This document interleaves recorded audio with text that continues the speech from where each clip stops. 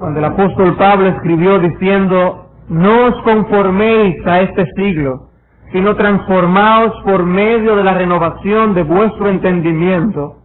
Él estaba advirtiendo a los creyentes de un peligro real y sutil, peligro de que nosotros, como masilla en manos del mundo, tomemos la forma del molde, de los pensamientos, de los valores y de los principios de este sistema.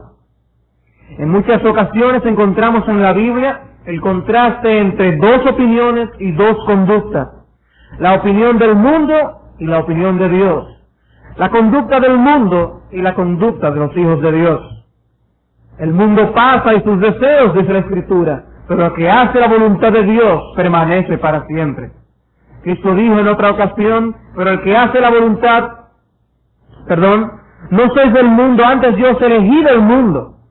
Esto también fue expresado por Pablo cuando dijo: y Él os dio vida a vosotros cuando estabais muertos en delitos y pecados, en los cuales anduvisteis en otro tiempo, siguiendo la corriente de este mundo, conforme al príncipe de la potestad del aire, el espíritu que ahora opera en los hijos de desobediencia, entre los cuales también todos nosotros vivimos en otro tiempo en los deseos de nuestra carne.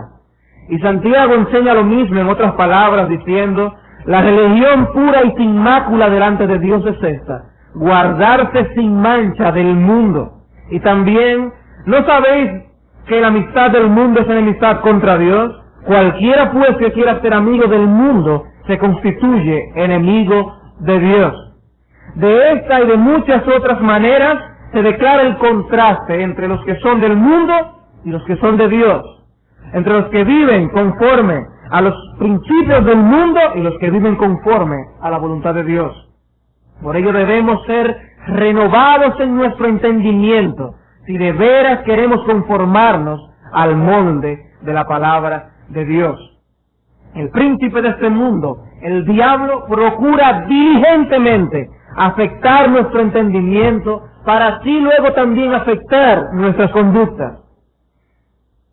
Este príncipe de este mundo quiere promover sus principios, quiere promover sus valores, quiere afectar nuestras mentes para despojar al pueblo de Dios de la esencia misma de lo que el hombre debe ser en este mundo desde la creación.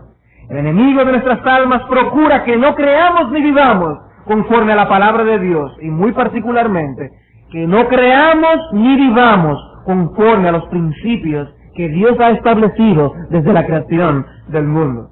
Vayamos a 1 Timoteo capítulo 4. 1 Timoteo capítulo 4, versículo 1. En esta ocasión el apóstol Pablo establece cómo el enemigo de nuestras almas infiltra pensamientos, valores e ideas que van en contra de la piedad. ¿Y qué tipo de doctrinas ataca el enemigo? Dice el versículo 1: pero el Espíritu dice claramente que en los postreros tiempos algunos apostatarán de la fe, escuchando a espíritus engañadores y a doctrinas de demonios, por la hipocresía de mentirosos que, teniendo cauterizada la conciencia, prohibirán casarse y mandarán abstenerse de alimentos que Dios creó, para que con acción de gracias participasen de ellos los creyentes y los que han conocido la verdad. Porque todo lo que Dios creó es bueno, y nada es de desecharse si se toma con acción de gracias. Ese texto nos muestra cómo los ataques de Satanás se concentran a menudo en los principios del orden de la creación de Dios. Por eso la lucha del cristiano consistirá en mantener las ordenanzas y los criterios divinos. ¿Qué está atacando el diablo aquí en este texto? Está atacando la ordenanza del matrimonio. Dios instituye la ordenanza del matrimonio en la creación, el diablo ordena con sus doctrinas a abstenerse del matrimonio.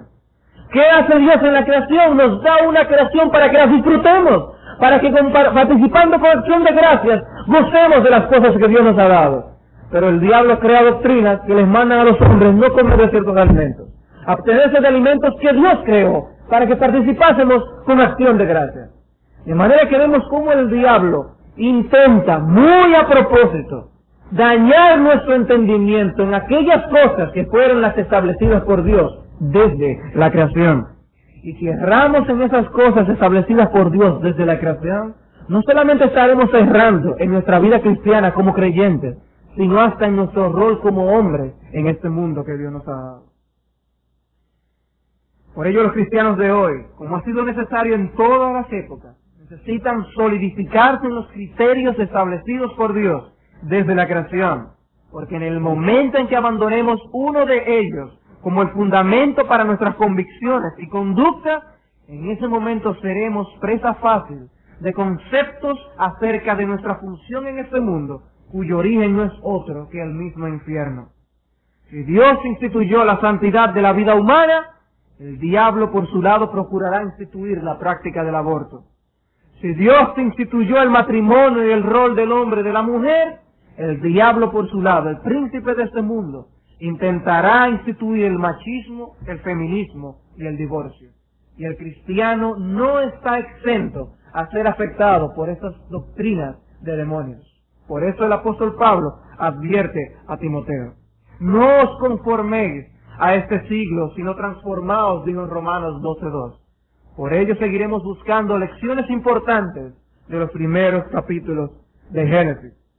La primera lección que vimos es que Génesis enseña que Jehová es el Señor, el soberano absoluto de su creación.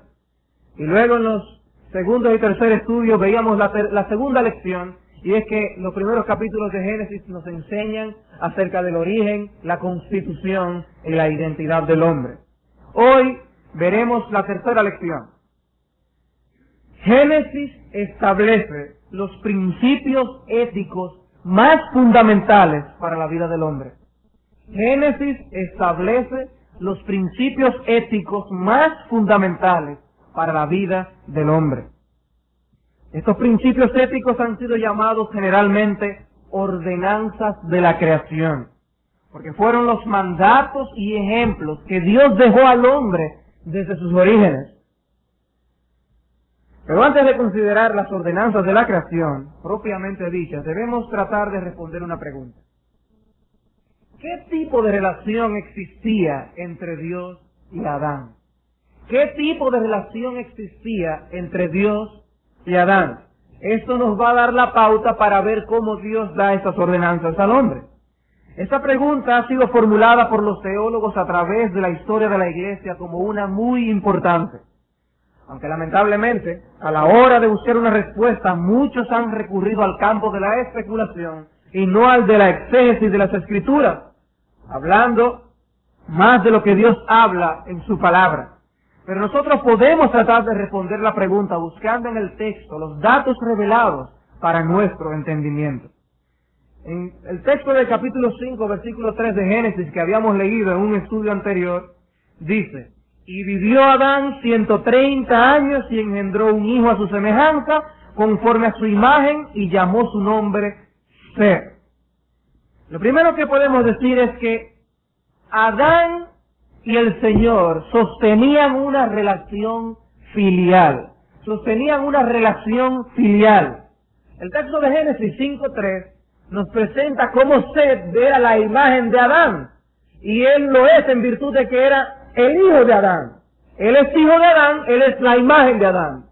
Y de igual forma, en el estudio anterior veíamos cómo el hombre fue creado a imagen de Dios. Adán es la imagen de Dios. Y como tal era el representante exacto de Dios en la tierra. Y eso nos lleva a la conclusión también de afirmar como tal que Adán por creación era hijo de Dios. Por creación era hijo de Dios. Por eso ellos sostenían una relación filial.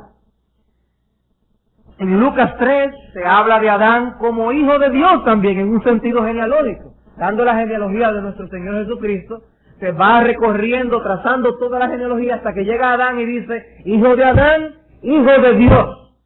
Él viene por creación de Dios, él es hijo de Dios. Adán engendró a Set a su imagen, Set era hijo de Adán. Dios engendró a Adán a su imagen, Adán era hijo de Dios. Hay un sentido en que la relación que existe entre un padre terrenal y su hijo tiene un paralelo con la relación que Adán tenía con Dios. Y este concepto prevalece aún cuando el hombre se encuentra en su estado pecaminoso.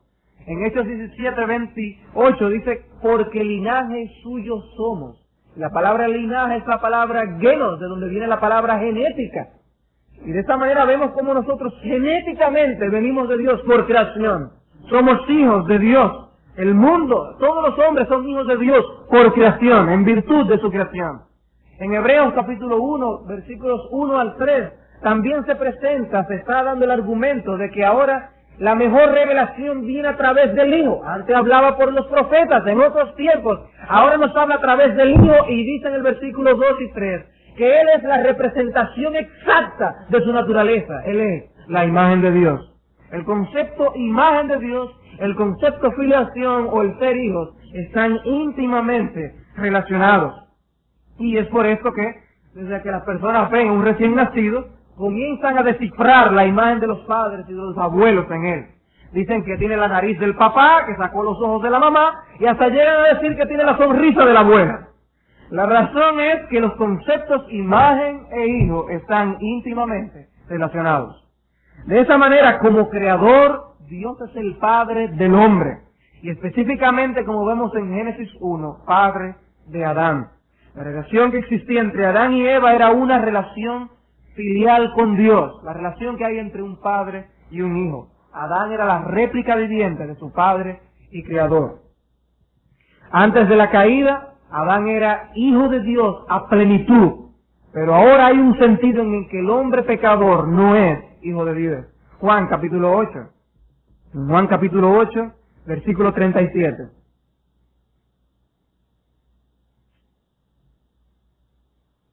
El pecado quebranta esa relación, la deteriora, y en un sentido que es el sentido moral, es hasta abrogada, por lo cual se les llama hijos del diablo. Juan capítulo 8, versículo 37. Sé que sois descendientes de Abraham, discutía el Señor con los fariseos, pero procuráis matarme, porque mi palabra no haya cabida en vosotros. Versículo 39. Respondieron y le dijeron, nuestro padre es Abraham. Jesús les dijo, si fueseis hijos de Abraham, las obras de Abraham haríais. 42. Jesús entonces les dijo, si vuestro Padre fuese Dios, ciertamente me amaríais, porque yo de Dios he salido y he venido, pues no he venido de mí mismo, sino que Él me envió. Versículo 44. Vosotros sois de vuestro padre el diablo, y los deseos de vuestro padre queréis hacer. Él ha sido homicida desde el principio, y no ha permanecido en la verdad, porque no hay verdad en él. Cuando habla mentira, de suyo habla, porque es mentiroso, y padre de mentiras. Es en este sentido que el hombre ha perdido esa filiación con Dios. Todo hombre es hijo de Dios en virtud de que es criatura de Dios. Pero en el sentido moral, Dios ha destronado al hombre de ese privilegio. Dios ha desheredado a los pecadores de la herencia de su gloria. El hecho es que Dios no sostuvo una relación fría e impersonal con Adán, sino que era una relación familiar y cálida. La forma en que vemos a Dios acercándose a Adán en el libro de Génesis nos manifiesta la realidad de una relación filial. En el capítulo 1 de Génesis, versículo 27, el texto dice, y creó Dios al hombre a su imagen, a imagen de Dios lo creó, varón y hembra los creó, y los bendijo Dios y les dijo, fructificad y multiplicaos. Es como un padre hablando a sus hijos. Llenad la tierra y sojuzgadla, y señoread en los peces del mar, en las aves de los cielos, y en todas las bestias que se mueven sobre la tierra. Y dijo Dios, y aquí os he dado toda planta que da semilla, que está sobre toda la tierra, y todo árbol en que hay fruto y que da semilla, os serán para comer. Capítulo 2, versículo 16. Y mandó Jehová Dios al hombre diciendo, el padre dándole órdenes a sus hijos, de todo árbol del huerto podrás comer, mas del árbol de la ciencia del bien y del mal no comerás, porque el día que de él comiereis, ciertamente morirás. Y es lo que también vemos en el capítulo 3, versículo 8, después de la caída, dicen, y oyeron la voz de Jehová Dios, que se paseaba en el huerto, al aire del día, y el hombre y su mujer se escondieron de la presencia de Jehová Dios entre los árboles del huerto. Mas Jehová Dios llamó al hombre y le dijo, ¿dónde estás tú? Y él respondió, oí tu voz en el huerto y tuve miedo, porque estaba desnudo y me escondí. Y Dios le dijo, ¿Quién te enseñó que estaba desnudo? ¿Has comido del árbol que yo te mandé no comieses? Es la relación de un padre con un hijo. La conversación que hay entre un padre y un hijo. Pero la descripción que da Génesis del 1 al 3 no solo nos muestra una relación filial que había entre Adán y Dios, sino también una relación filial especial. Una relación filial real o de la realeza. La relación que hay entre un rey y su hijo, el príncipe. Por eso vemos en el texto que él le manda llenar la tierra y sojuzgadla y señorear o ejercer dominio. El hombre es un príncipe en esta creación y debe ejercer dominio. Jehová es el Señor absoluto de su creación, pero él ha puesto al hombre como el príncipe para ejercer dominio en este mundo. Dios es el soberano, Adán venía a ser el príncipe de la creación, su representante. En el Salmo 8 se presenta esta idea ya de una forma poética. En el Salmo 8, versículo 3, cuando veo tus cielos, obra de tus dedos, la luna y las estrellas que tú formaste, digo, ¿qué es el hombre para que tengas de él memoria y el hijo del hombre para que lo visites? Le has hecho poco menor que los ángeles y lo coronaste de gloria y de honra. Le hiciste señorear sobre las obras de tus manos. Todo lo pusiste debajo de sus pies. Ovejas y bueyes, todo ello. Y asimismo las bestias del campo, las aves de los cielos y los peces del mar. Todo cuanto pasa por los senderos del mar. Es la relación de un rey con su hijo, el príncipe. Y así como el príncipe es a la vez súbdito de su padre el rey, Adán era súbdito y siervo de su padre, Dios. ¿Y cómo regula Dios su casa siendo rey y padre a la vez? ¿Cómo regula Dios su casa? Su hijo era Adán. Y como todo padre tiene el deber de establecer en su hogar las leyes por las cuales debe regirse su familia y de ser el ejemplo a copiar por los miembros de ella, Dios estableció en su casa las reglas por las cuales sus hijos deben regirse. Todo hombre debe regirse por las reglas que el Padre, nuestro Creador, ha establecido en este mundo. Tanto los mandatos como el ejemplo del Padre establecerán el curso a seguir de los hijos, quienes por obediencia e imitación se someterán al gobierno amoroso de su Padre. Ser hijos tiene sus privilegios, pero también tiene sus obligaciones. Un hijo siempre está obligado a obedecer la voluntad de su padre. Y Adán, como príncipe, no tenía derecho a desatender la voz autoritativa de su padre, que era el rey. Y así como Absalón fue capaz de dirigir una revuelta en contra del reino de su padre David, así Adán también fue culpable de traición contra el gobierno de su padre. Y como todo príncipe puede estar sujeto a castigo civil por violación a la ley, así sufrió Adán castigo de mano de su padre y Creador cuando escogió violar sus leyes. Pero vemos una cosa, Dios ha establecido leyes a sus hijos, los hombres. Dios ha establecido leyes a sus hijos, los hombres. El hombre tiene una relación filial con Dios. El hombre tiene una relación de padre, rey, con su hijo el príncipe. Pero debemos someternos a las reglas que Dios ha trazado. Nosotros no somos los gobernantes principales de este mundo. Dios ya trazó las reglas por nosotros. Nosotros somos administradores de las leyes de Dios. Una prohibición específica dada por Dios a Adán, la vemos en el capítulo 2, versículos 16 al 17, que leíamos cuando él le mandó, les prohibió comer del árbol de la ciencia del bien y del mal. Fue un mandato. Puso una regla en su casa, no coman de este árbol. Otro mandato lo vemos en el capítulo 2, versículo 24, cuando dice, por tanto dejará el hombre a su padre y su madre, se unirá a su mujer, y serán los dos una sola carne. Otro mandato. Y así como el Padre da mandatos en su casa, Dios dio órdenes en su casa. Y así como el Padre también por su ejemplo, los hijos deben imitar a sus padres, también Dios dejó el ejemplo desde el principio que el hombre debe imitar. En el capítulo 2, versículos 2 y 3, dice que Dios creó al mundo en 6 días y en el séptimo reposó. Y nosotros, por imitación, debemos seguir ese mismo patrón también. y guardar el día de reposo. Tenemos una relación filial con Dios y debemos ser responsables en el cumplimiento de las ordenanzas que Dios ha creado.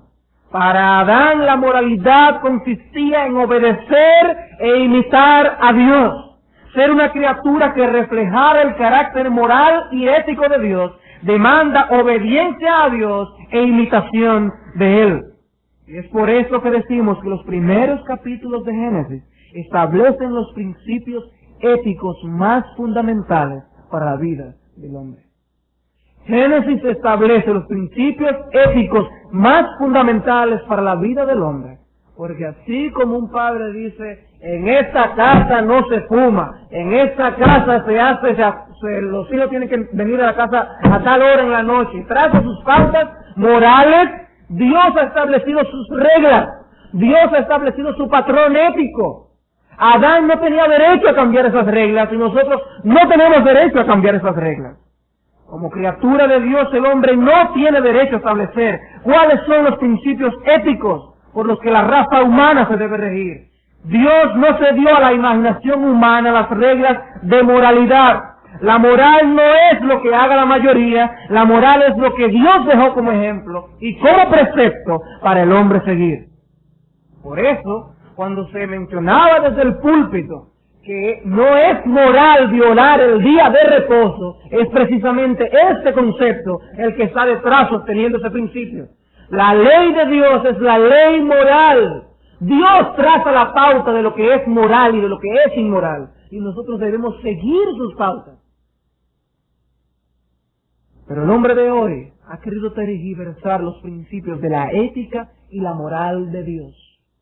Y por esto es que decíamos, no nos conformemos a este mundo, sino seamos renovados en nuestro entendimiento para realmente seguir las ordenanzas de creación que Dios ha dejado. Los mandatos y ejemplos que Dios instituyó en el principio son lo que Dios ha llamado ordenanzas de la creación. El hombre disfrutaba en el huerto del Edén de un lugar de libre y responsable sumisión a su Creador. Fue hecho de tal manera que sintiera su dependencia y reconociera su responsabilidad hacia Dios. Él estaba bajo la ley. Son varias las ordenanzas de creación que aparecen en los primeros capítulos de Génesis. Por ejemplo, aparece la ordenanza de ejercer dominio sobre el mundo, pero nosotros englobaremos ese principio bajo la ordenanza del trabajo. También aparece la ordenanza de la procreación, pero englobaremos ese principio dentro de la ordenanza del matrimonio. Y hay así varias ordenanzas, pero hay tres que son básicas: la ordenanza del trabajo, la ordenanza del día de reposo y la ordenanza del matrimonio. Ya dado que la ordenanza del día de reposo está siendo estudiada tan ampliamente en nuestra congregación, nos detendremos solamente a observar la ordenanza del trabajo y la ordenanza del matrimonio. En primer lugar, entonces, la ordenanza del trabajo. ¿Dónde vemos esto? En el primer capítulo de Génesis. Capítulo 1 de Génesis, versículo 26. Génesis 1:26.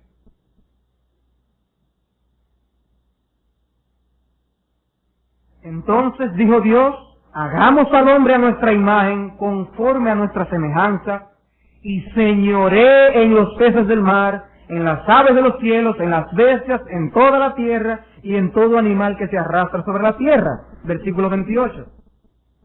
Y los bendijo Dios y les dijo, fructificad y multiplicaos, llenad la tierra y sojuzgadla, y señoread o ejerced dominio en los peces del mar, en las aves de los cielos y en todas las bestias que se mueven sobre la tierra.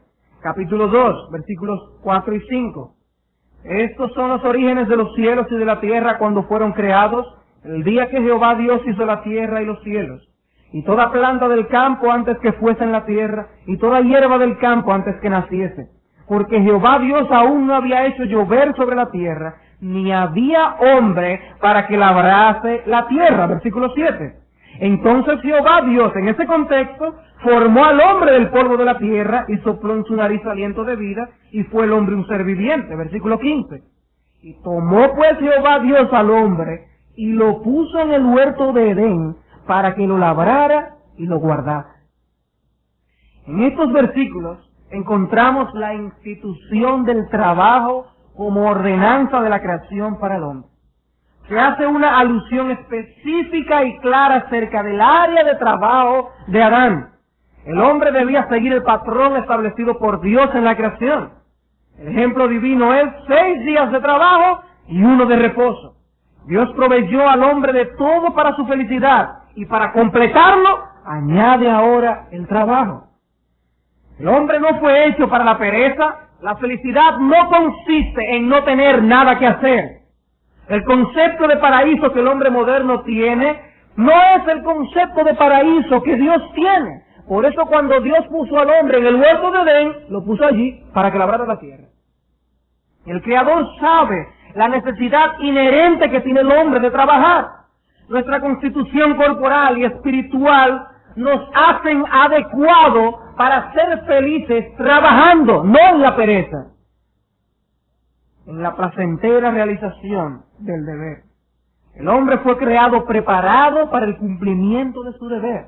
Tiene los poderes corporales necesarios y la capacidad mental necesaria para él poder ejercer el mandato a trabajar.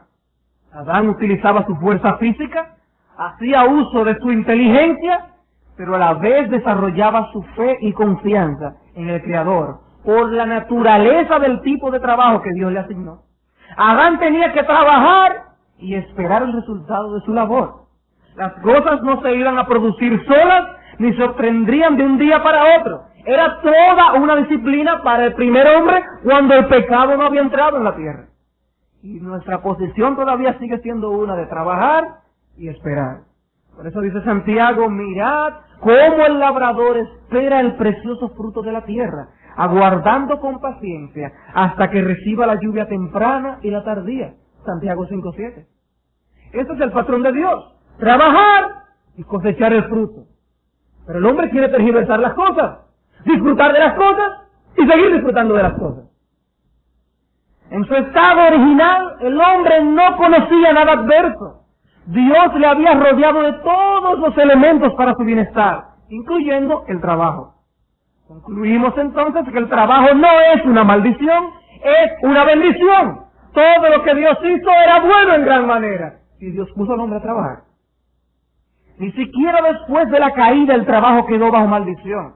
La maldición consistió en que la tierra haría de la participación de los frutos del trabajo algo más difícil. Es lo que aparece en Génesis capítulo 5, versículo 29. En 5:29 dice, y llamó su nombre Noé, diciendo, este nos aliviará de nuestras obras y del trabajo de nuestras manos a causa de la tierra que Jehová maldijo. Pero no fue el trabajo. Ahora es más difícil por la dificultad de la tierra. Va a ser que sea con sudor que saquemos el fruto. Pero el trabajo en sí no es una maldición. El hecho es que Dios reguló la vida de Adán, colocándole en una vocación divinamente impuesta, que contribuía con su propio bienestar y con el del resto de la creación. Pero sobre todo, era la espera en la que Adán glorificaría el nombre de Dios. Adán fue puesto a trabajar en esa vocación por Dios mismo. Dios lo puso a hacer ese trabajo. El mundo ya no está poblado por un solo hombre. Cada persona tiene su vocación y tiene su vocación de parte de Dios. Pero Dios no le ha dado a cada quien su vocación para preocuparse tan solo por sí mismo y sus circunstancias. Toda vocación tiene que cuadrar con el bienestar general del hombre, el mantenimiento del mundo que Dios nos dio, y tiene que rendir gloria a Dios. Por eso dice ejercer dominio. Dice, lo puso a labrar el huerto, pero dice ejercer dominio. Adán no podía acabar con todo el resto de la creación de Dios. No, porque yo quiero tener una plantación de caña y acabar con todas las otras plantaciones. Caña nada más. Él debía ejercer un dominio y un cuidado del mundo que Dios le había dado. Debía trabajar para su sostén, pero para el bienestar general del mundo en el que Dios lo había puesto. La raza humana, el hombre como tal, ha sido encargado por Dios para el cuidado del mundo que Dios nos dio. Por ello cada hombre responderá en el día del juicio por la forma como administró la tierra y los bienes. Todo hombre, por ejemplo, debe defender la vida humana. Todo hombre debe preservar el mundo en que hemos sido puestos. No podemos acabar con el mundo. El mundo no es nuestro individualmente. El mundo es de la raza humana. Y la raza humana fue encargada por Dios a cuidar el mundo. De manera que vemos cómo el trabajo, Dios no nos dio el trabajo para acabar con el resto de la humanidad y yo poder tener bienes. Me puso en medio de la humanidad, en medio de toda la raza humana, para trabajar para el bienestar de la raza humana. Es por eso como en el contexto evangélico cristiano del Nuevo Testamento, Efesios 4:28 dice que cada quien debe trabajar haciendo con sus manos lo que es bueno, para que tenga que compartir con el que padece necesidad. La visión del trabajo de la Biblia no es una visión egoísta. Va más allá de lo que son nuestras necesidades. No importa si eres creyente o no, todo hombre ha sido llamado por Dios a trabajar para su sustento, para el bien del prójimo y para la preservación de los recursos. Pero el hombre de hoy está dispuesto a acabar con todo el mundo si es necesario, con el fin de aumentar sus riquezas. Por eso Dios pedirá cuentas a cada hombre por la administración que haya realizado de su vocación y del ejercicio del dominio sobre la tierra a la que ha llamado a todo ser humano. Por eso es que la Biblia está llena de amenazas divinas contra los que oprimen a los demás y acaban con los recursos que Dios ha dado para todos. Dios no le ha dado el derecho a nadie de tener una vocación que despoje al otro de lo que le corresponde. Por eso cuando el Catecismo Menor de Westminster evalúa el mandamiento de no hurtarás, pregunta, ¿qué te prohíbe en el 8º mandamiento? Y entonces contesta, el 8º mandamiento prohíbe todo lo que impide o tiende a impedir injustamente la prosperidad y bienestar nuestro o de nuestro prójimo. Esa es la inferencia que los puritanos, al diseñar el catecismo para los niños, explicaban las repercusiones del mandamiento no hurtarás. En otras palabras, cuando alguien no deja que una persona gane lo que justamente se merece, o no deja que alguien disfrute de bienes que merece, esa persona está robando. Ni siquiera cuando Adán estaba solo en la tierra, Dios le permitió descuidar el mundo que fue dado para la raza humana. Nosotros menos tenemos el derecho a considerarnos los únicos habitantes del planeta y devorar a los demás bajo el pretexto del ejercicio de nuestra vocación. Ninguna empresa o nación tienen derecho a acabar con los recursos que permitirían la existencia de un ambiente adecuado para la vida humana.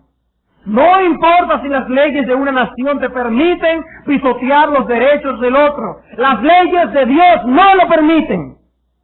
Y si defiendes con fervor tus derechos, con mucho mayor fervor defenderá Dios en el día del juicio los derechos de los huérfanos, de las viudas y los desamparados.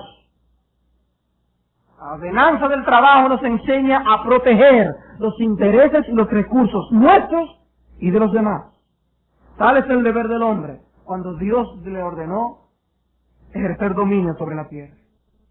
Y esta misma ordenanza del trabajo también nos enseña a encajar toda visión de nuestra vocación individual dentro de un dominio correcto de la tierra. Dentro de un dominio correcto de la tierra. Yo no puedo, por ejemplo, buscar una vocación que mi trabajo sea quitar todo el oxígeno del aire y del agua para transportarlo a Júpiter, porque yo quiero poner una planta de procesamiento de oxígeno. Ese tipo de vocación no debe existir, porque va en contra de la raza humana. Toda vocación. Y puse un ejemplo bien extraterrestre para poder ubicarnos en la realidad de lo que debe ser nuestra vocación. No es para hacer daño a los demás.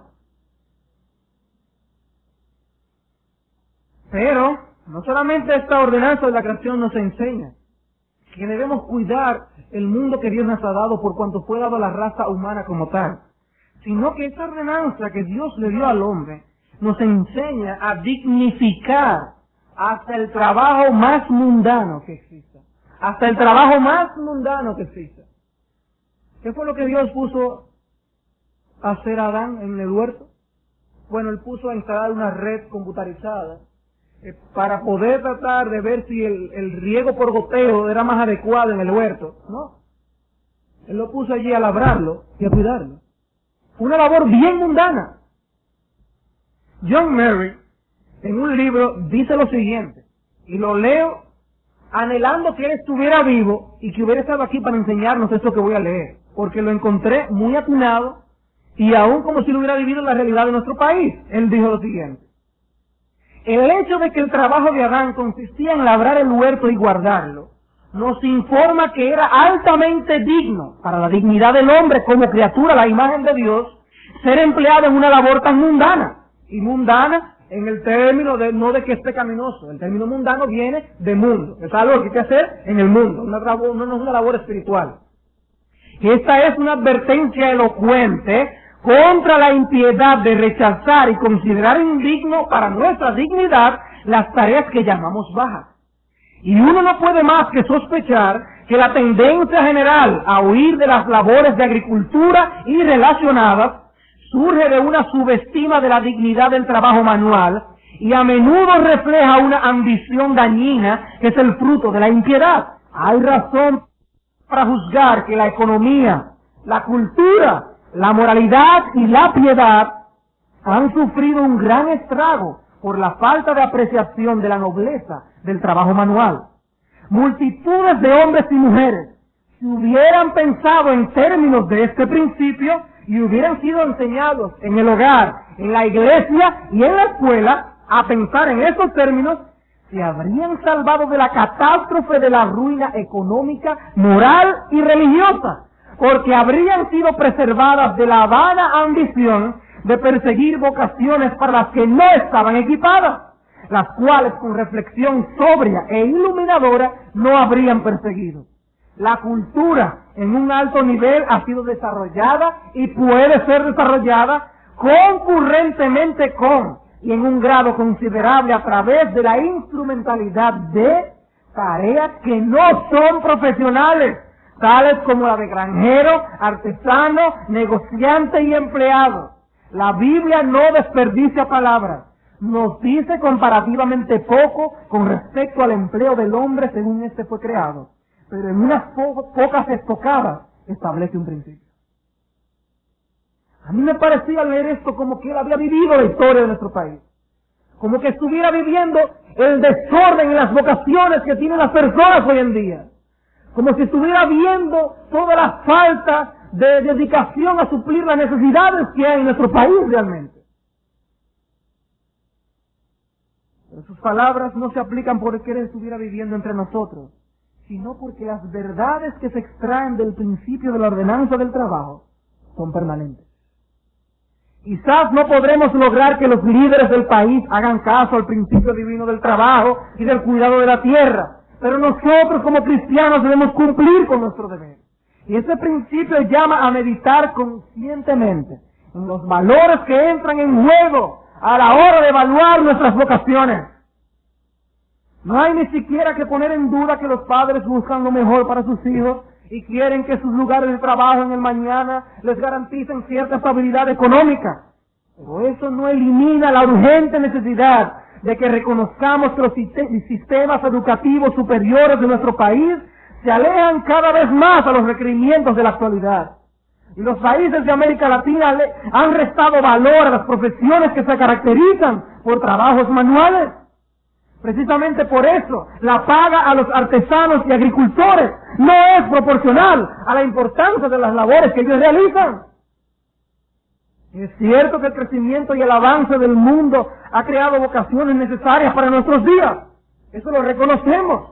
Pero el hecho es que no todo el mundo tiene que ser ingeniero. Nunca llegaremos al punto en que podamos prescindir de las labores agrícolas y de las diversas vocaciones manuales que existen. Nunca llegaremos a ese punto. No solo hay suficiente campo para formar artesanos y agricultores bien pagados, sino que son vocaciones imprescindibles en el desarrollo de una nación. Y demanda sabiduría y fe de parte de los padres considerar con honestidad delante de Dios las vocaciones que el Señor ha trazado para los hijos, para el desempeño de su función en este mundo en el que no estamos solos. El mundo no necesita que todos seamos médicos, ingenieros y administradores. Dios no creó al mundo exclusivamente para estos puestos. Por ello es que un alto porcentaje de profesionales viven actualmente de actividades separadas de sus profesiones.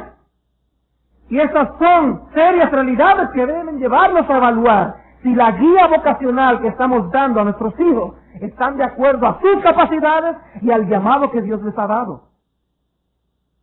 O conforme, dice John Murray, a la impía ambición del dinero. Hay que tener cuidado a la hora de evaluar la vocación. No restamos que los padres quieren lo mejor para los hijos. Lo que debemos llamar es una seria evaluación de lo que son nuestros intereses en la educación y para la vocación de nuestros hijos. En la experiencia, tuve que ser profesor universitario. Fue triste ver tantos estudiantes preparándose para carreras para las cuales era evidente que ellos no estaban capacitados. Era evidente. Y no son uno ni dos casos que casi todos hemos escuchado de personas que estudian una carrera para decirle voy a entregar el título a mis padres para estudiar lo que yo quiero. Por eso repito de nuevo las palabras de Mary. Él dice, hay razón para juzgar que la economía, la cultura, la moralidad y la piedad han sufrido un gran estrago por la falta de apreciación de la nobleza del trabajo manual. Multitudes de hombres y mujeres, si hubieran pensado en términos de este principio y hubieran sido enseñados en el hogar, en la iglesia y en la escuela a pensar en estos términos, se habrían salvado de la catástrofe de la ruina económica, moral y religiosa, porque habrían sido preservadas de la vana ambición de perseguir vocaciones para las que no estaban equipadas, las cuales con reflexión sobria e iluminadora no habrían perseguido. Somos nosotros los más llamados a presentar una visión piadosa del trabajo al mundo. En el caso de la educación, podemos poner el ejemplo del colegio de los padres de nuestra iglesia. No podemos solucionar el problema de la educación en el país, pero a través de un salario que manifiesta parte de la importancia que tiene un educador, damos el ejemplo de que los profesores deben ser bien pagados, porque es una vocación digna y más que necesaria. En otros países, con el caso de la agricultura, por ejemplo, se ha dado el caso de iglesias que han subvencionado programas de siembra para beneficiar a hermanos de las iglesias, mostrando lo que debe ser el salario justo de un agricultor. Pero el mundo ha tergiversado todos los principios dados por Dios. Adán hubiera tenido que dejar la tierra por falta de pago. Somos nosotros los que tenemos que presentar la convicción de que el trabajo es una institución divina y no el mal necesario con el que tenemos que vivir.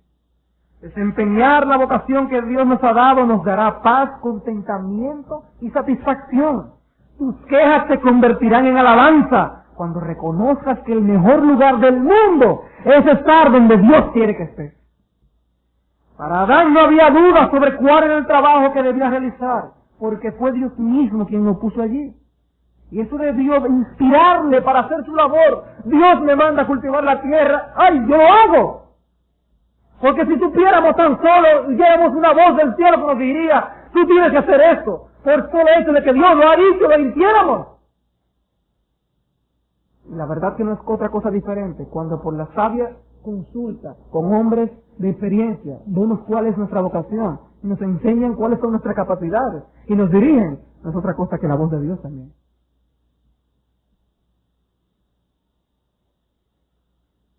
Para Adán no había duda sobre cuál era el trabajo que debía realizar, y eso le daba contentamiento. Y nosotros igualmente debemos ver nuestra vocación como dada por Dios, y por ende el lugar en donde yo puedo rendir el mejor servicio. Decía Juan Calvino, debemos observar con todo cuidado que Dios manda que cada uno de nosotros, en todo cuanto intentare, tenga presente su vocación. Él sabe muy bien cuánta inquietud agita el corazón del hombre, que la ligereza lo lleva de un lado a otro, y cuán ardiente es su ambición de abrazar las cosas diversas. Por temor de que nosotros con nuestra temeridad y locura revolvamos cuanto hay en el mundo, ha ordenado a cada uno lo que debía hacer. Y para que ninguno pase temerariamente sus límites, ha llamado a tales maneras de vivir vocaciones. Cada uno pues debe atenerse a su manera de vivir, como si fuera una estancia en la cual el Señor lo ha colocado, para que no ande vagando de un lado para otro sin propósito toda su vida. El de condición humilde se contentará con su sencillez y no se saldrá de la vocación y modo de vivir que Dios le ha asignado. A la vez, será un alivio y no pequeño en sus preocupaciones, trabajos y penalidades, saber que Dios es su guía y su conductor en todas las cosas. El magistrado se dedicará al desempeño de su cargo con mayor solicitud. El padre de familia se esforzará por cumplir sus deberes. En resumen, cada uno dentro de su modo de vivir soportará las incomodidades, las angustias, los pesares, si comprende que nadie lleva más carga que la que Dios pone sobre las espaldas. De ahí brotará un maravilloso consuelo, que no hay obra alguna tan humilde y baja que no resplandezca ante Dios y sea muy preciosa en su presencia, con tal que con ella sirvamos a nuestra vocación. En esta lectura no estamos negando la legitimidad del progreso dentro de nuestra vocación, pero sí estamos enfatizando que toda vocación dada por Dios es digna y que debemos vivir de acuerdo a la vocación a la que Dios nos ha llamado. Si usted quiere tener estudios adicionales sobre este tema, recomendamos la serie de la teología del trabajo predicada por el pastor Sugel y que está disponible en casetes. Esta ordenanza del trabajo nos enseña que el trabajo del hombre debe ser práctico. El trabajo del hombre debe ser práctico. Adán tenía que cuidar el huerto. La labor del hombre era desarrollar el mundo, hacerlo lo más productivo posible. Pero ha habido y hay personas que solo pasan su vida especulando y filosofando sobre cosas sin utilidad. Y tenemos hasta sus innumerables libros para ver a qué dedicaron sus vidas. Filosofando sobre cosas extrañísimas. Y a eso dedicaron toda su vida. No debe ser así con nosotros. Procuremos que no sea así. Esforcémonos por ser prácticos en nuestros trabajos. El sentido de realización cuando hemos hecho un trabajo significativo lo puso Dios en nosotros. Y por eso nos sentimos bien cuando logramos hacer cierto tipo de trabajo. Eso Dios lo puso en nosotros. Los niños se sienten realizados cuando logran hacer algo y los adultos también. Procuremos pues en nuestra vocación ser prácticos. Esa es la ordenanza del trabajo. En segundo lugar, la ordenanza del matrimonio. Génesis capítulo 1 de nuevo.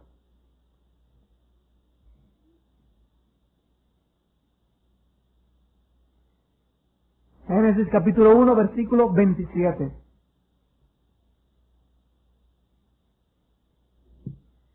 Y creó Dios al hombre a su imagen, a imagen de Dios lo creó. Varón y hembra los creó. Y los bendijo Dios y les dijo: fructificad y multiplicaos, llenad la tierra y sojuzgadla, y señoread en los peces del mar, en las aves de los cielos, y en todas las bestias que se mueven sobre la tierra. Y en el capítulo 2, versículo 18, y dijo Jehová Dios: no es bueno que el hombre esté solo, le haré ayuda idónea para él. Jehová Dios formó pues de la tierra toda bestia del campo y toda ave de los cielos, y las trajo a Adán para que viese cómo las había de llamar. Y todo lo que Adán llamó a los animales vivientes, ese es su nombre. Y puso Adán nombre a toda bestia y ave de los cielos y a todo ganado del campo. Mas para Adán no se halló ayuda idónea para él. Entonces Jehová Dios hizo caer sueño profundo sobre Adán, y mientras éste dormía, tomó una de sus costillas y cerró la carne en su lugar. En el versículo 22. Y de la costilla que Jehová Dios tomó del hombre, hizo una mujer y la trajo al hombre. Dijo entonces Adán: esto es ahora hueso de mis huesos y carne de mi carne. Esta será llamada varona, porque del varón fue tomada. Por tanto dejará el hombre a su padre y a su madre, y se unirá a su mujer, y serán una sola carne. Y estaban ambos desnudos, Adán y su mujer, y no se avergonzaban. En la primera lectura, en el capítulo 1, versículos 27 y 28, vemos que Dios lo creó varón y hembra, y les dijo: fructificad y multiplicaos. Aparentemente, algunos hermanos han tomado esa ordenanza como si fuera para ellos solos. Dios dio la ordenanza de fructificar y multiplicaos a la raza humana. La raza humana debe fructificar y multiplicarse. Entonces es en ese contexto que Dios pasa al capítulo 2 en su narración en la creación y nos habla cómo Dios puso al hombre y a la mujer a vivir juntos porque no era bueno que el hombre estuviera solo. Dado que Dios no contempló la ordenanza de la procreación aparte de la esfera del matrimonio, veremos estas cosas como si fueran una sola ordenanza. El matrimonio es la institución establecida por Dios para el cumplimiento del mandato de procrear, aunque no es exclusivamente ese el propósito de la meta de su institución. Dios no creó un mundo unisex. Dios no creó un mundo unisex, aunque la moda del mundo de hoy quiera imponerse y expresar que solamente hay un solo sexo. Dios hizo al hombre varón y hembra.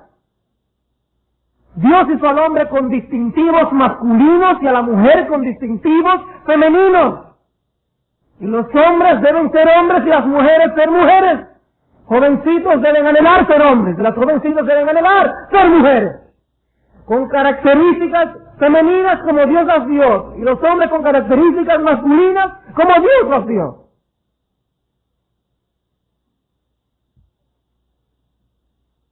No discutimos la dignidad del hombre y la mujer, ya que ambos son dignos por su identidad, porque son la imagen de Dios. Pero la creación misma presenta al hombre y a la mujer, cada uno con sus distintivos y sus propósitos fundamentales. Cuando Dios terminó su creación, Él pudo ver todo lo que había hecho, que era bueno en gran manera. Pero antes de la creación de la mujer, Él dijo, no es bueno que el hombre esté solo. No es lo adecuado y conveniente. Son palabras divinas. No es conveniente que el hombre esté solo. Adán vio pasar delante de él los animales del campo, pero notó que entre ellos no había una compañía adecuada para sus necesidades. El hombre necesita ayuda. El hombre necesita ayuda. Dios dice que el hombre necesita la ayuda de la mujer. El asunto no era una debilidad en la personalidad de Adán. El asunto es que Dios dice de todo hombre, no es bueno que el hombre esté solo. Y es en ese contexto que el texto pasa a decir, y de la costilla que Jehová Dios tomó del hombre hizo una mujer y la trajo al hombre. Ahí creó Dios entonces a la mujer y se celebran las primeras bodas. Este vocablo, y la trajo al hombre, es explicado por el comentarista Bush, no el presidente de los Estados Unidos, aclaro de nuevo. Él dice que esta palabra trajo implica la entrega formal y solemne de ella en los vínculos del pacto matrimonial, lo cual es llamado el pacto de Dios en Proverbios 2:17, implicando que Él es el autor de esta institución sagrada.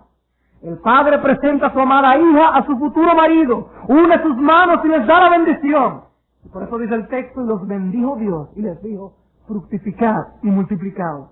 El versículo 23 presenta la reacción de Adán después. Esta será llamada varona porque el varón fue tomado. ¿Ustedes creen que esa fue la reacción de Adán? Esto es ahora carne de mi carne y hueso de mis huesos. Esta será llamada varona. Se gozó, como todo hombre se goza en el momento de su matrimonio. Si no, pregúntese de algunos que últimamente han dado ese paso. Es una buena promoción para el matrimonio. Es algo grandioso y Adán estaba maravillado. Él no podía comprender lo que Dios había hecho. Dios se había hecho la ayuda idónea, la precisa para él, y lo hizo Dios. Y es en ese contexto donde entonces se llega a la conclusión. Por tanto, de ahora en adelante, el curso normal y recomendable de los acontecimientos es que todo hombre deje padre y madre, se una a su mujer y sean una sola carne. Deje padre y madre, se una a su mujer y sean una sola carne. De esta forma tan sencilla se plantea la institución divina del matrimonio.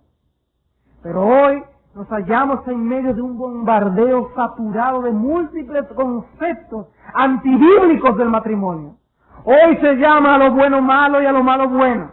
El concepto divino del matrimonio dice que las relaciones prematrimoniales son malas e impías. Los sabios de este mundo están diciendo que es bueno y que debemos respetar la libertad de cada quien. Dios condena en su palabra a los que pervierten en la relación y el regalo precioso del sexo que Dios dio desde los primeros capítulos del Génesis. Y los sabios de este mundo dicen que hay que respetar la decisión de cada quien. En la época en que Cristo estuvo en la tierra, los fariseos llegaron a plantearle la legitimidad del divorcio por cualquier razón al Señor Jesucristo. ¿Pero qué contestó el Señor? Vayamos a Mateo 19. Mateo 19. Versículo 4.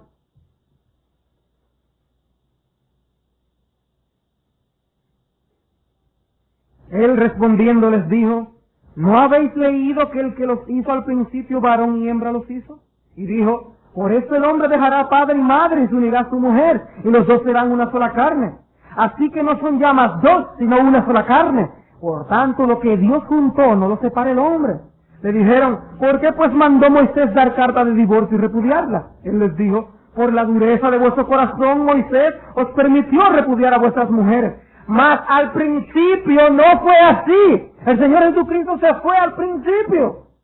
Y yo os digo que cualquiera que repudia a su mujer, salvo por causa de fornicación, y se casa con otra, adultera. Y el que se casa con la repudiada, adultera. Le dijeron sus discípulos, si es así la condición del hombre con su mujer, no conviene casarse.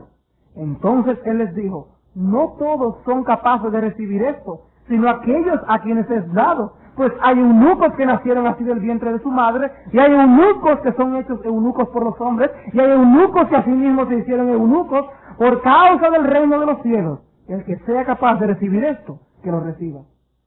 Algunos leemos el texto y nos da la impresión que Cristo está diciendo, no todos son capaces de recibir esto, el privilegio del matrimonio. Pero no es eso lo que el Señor está diciendo en este contexto. No todos son capaces de recibir la condición de no conviene no casarse, como lo plantearon los discípulos. El conviene no casarse no es a todo el mundo, sino a los eunucos que se presentan en el capítulo 12. De manera que lo que desde el principio está establecido es que no es bueno que el hombre esté solo y se casen, y que lo que Dios juntó no lo separe el hombre. Eso es lo que está establecido desde el principio. El matrimonio, por ser creación de Dios, es indisoluble, a menos que estén presentes las únicas razones dadas por Dios para el divorcio. Dios es el único que ha dado las pautas para una separación que Él aprueba, porque Él fue quien instituyó el matrimonio. Dios dio la ordenanza, Él ha regulado esta ordenanza. Ni tú ni yo tenemos derecho a implantar nuestras leyes para el matrimonio. Ya Dios lo hizo por nosotros. La castidad es parte integral de la ordenanza del matrimonio. Dios delimitó toda actividad sexual a la institución matrimonial. Dios nos creó con los impulsos sexuales. Dios no ha creado nada malo. Esos impulsos no tienen nada malo. Pero también es cierto que Dios creó esos impulsos para el matrimonio y nada más. Y ese principio debe estar arraigado en nuestros corazones, como estaba tan arraigado en los padres, en los patriarcas que se presentan en Génesis 34, cuando el honor de Dina fue deshonrado. Vayamos a Génesis 34. En Génesis 34.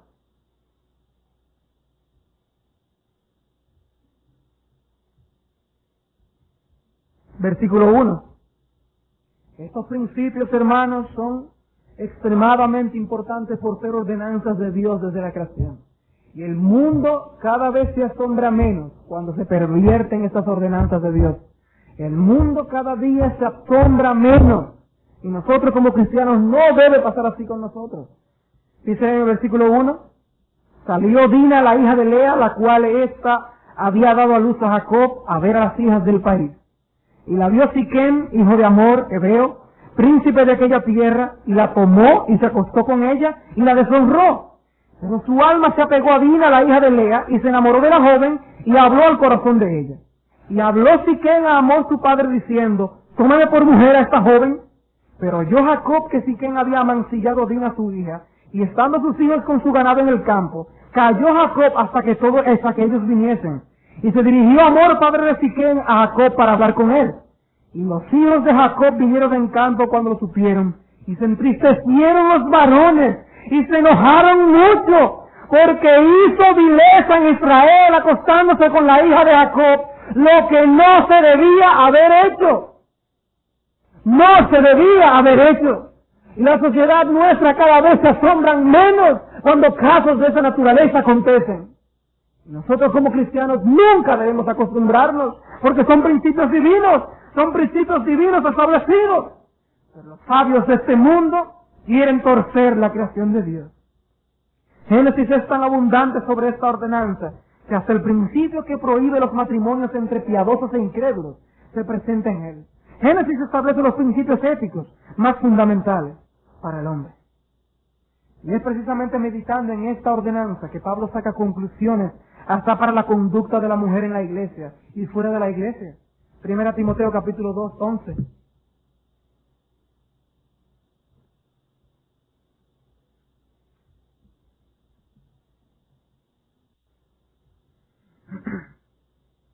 La mujer aprende en silencio con toda sujeción, porque no permito a la mujer enseñar ni ejercer dominio sobre el hombre, sino estar en silencio.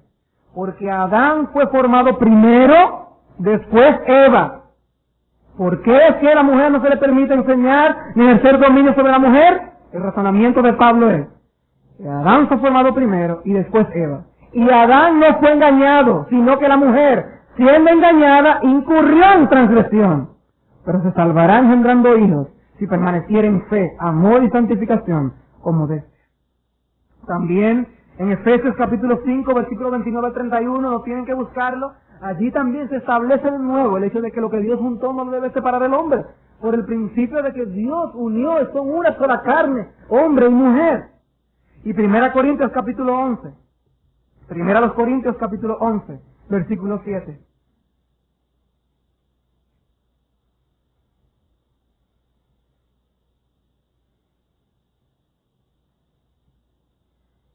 Porque el varón no debe cubrirse la cabeza, pues él es imagen y gloria de Dios.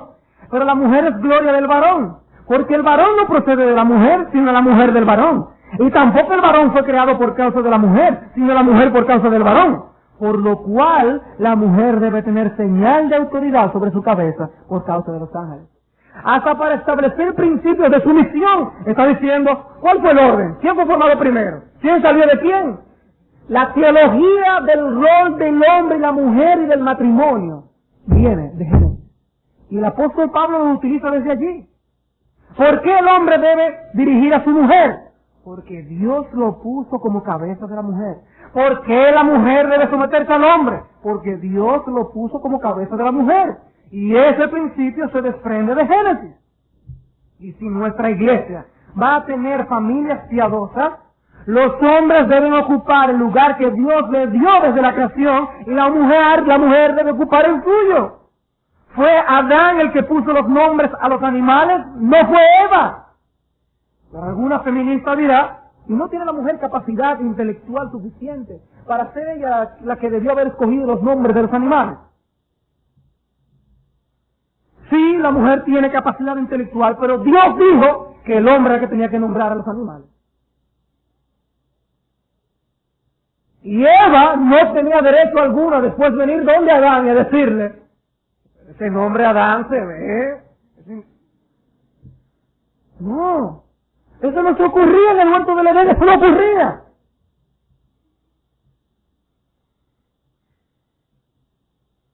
Y es a eso lo que alguien ha llamado la administración de la palabra.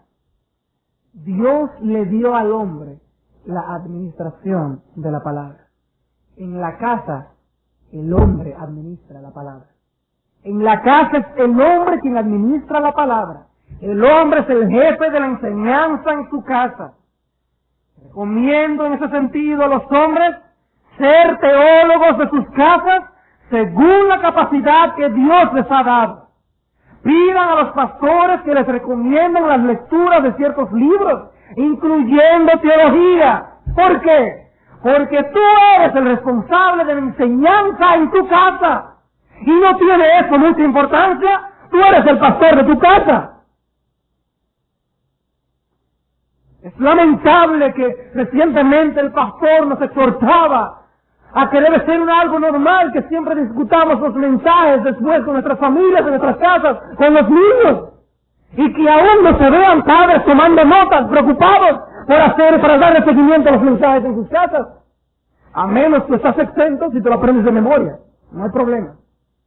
O un miembro de la familia lo está haciendo. Pero esto no debe ser así.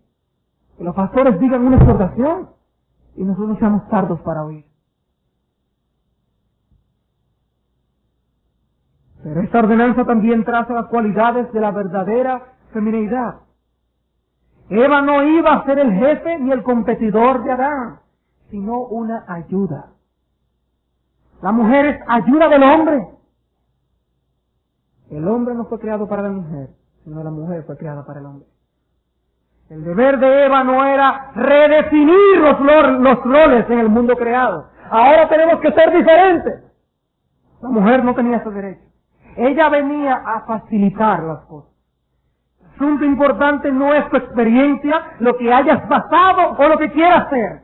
Lo importante es lo que dice la palabra de Dios. Como una Eva de este mundo, ¿estás sometiéndote a la cabeza que es tu marido? ¿O estás preparándote para someterte al marido que Dios tenga preparado para ti? ¿Eres una mujer mandona?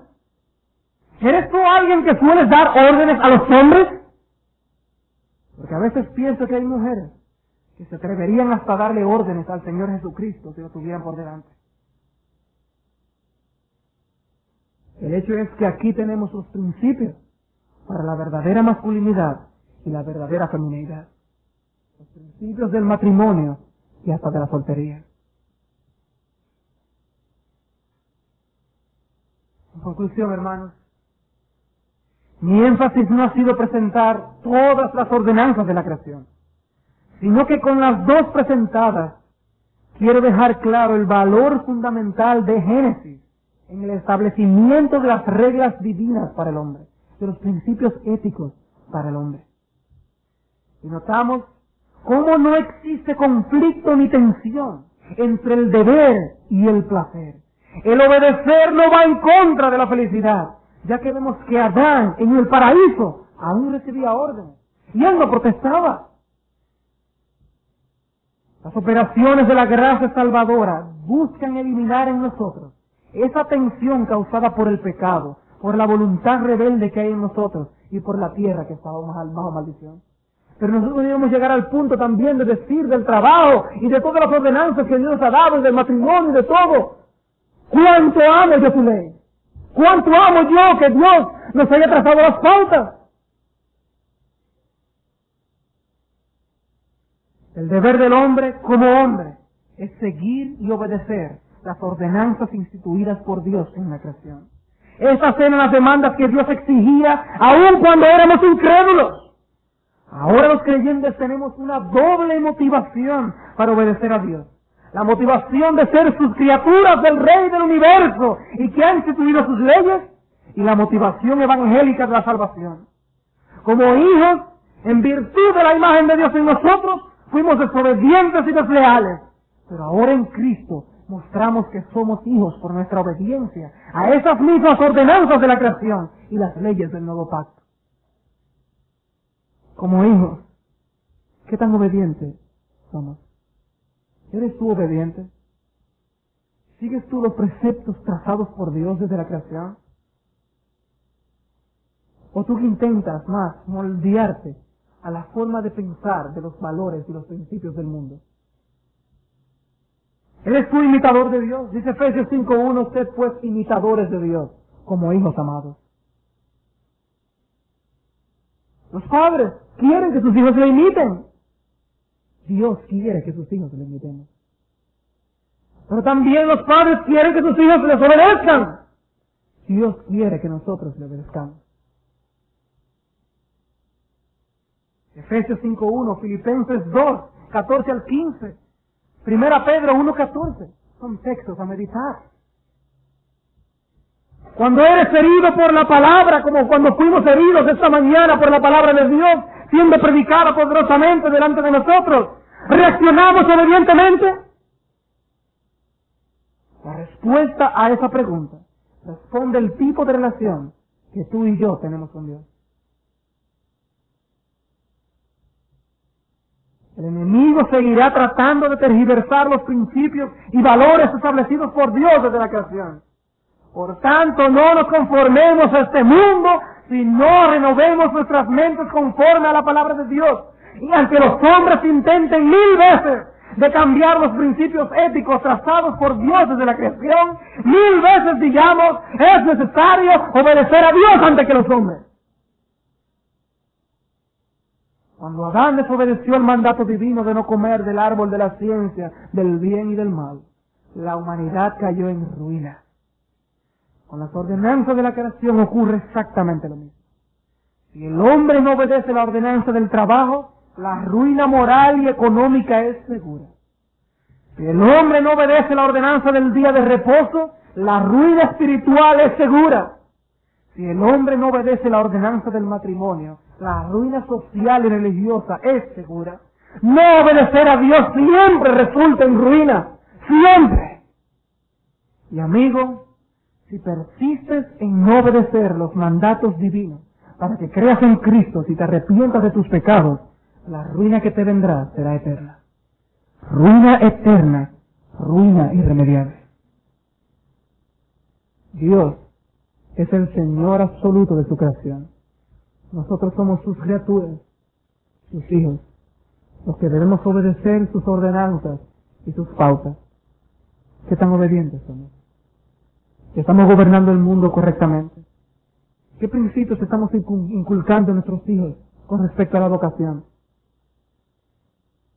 Génesis nos traza las pautas éticas más fundamentales para la vida del hombre. Y nosotros los cristianos somos los primeros llamados en defenderlos.